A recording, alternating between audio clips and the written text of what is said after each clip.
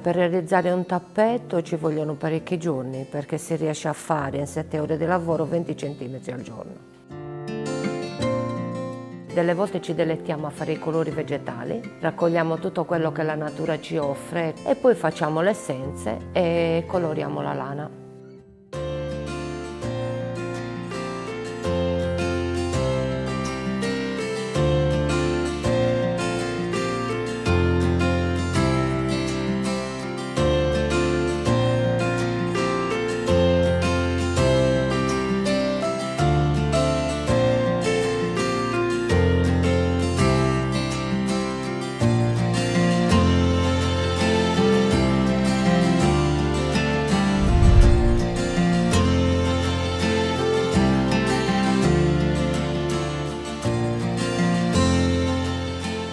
Una volta che verrà finito il tappeto non verrà mai uno uguale all'altro perché si cambiano sempre le disposizioni dei colori e c'è questa variante di assemblaggio di disegni e quindi ogni disegno è sempre unico.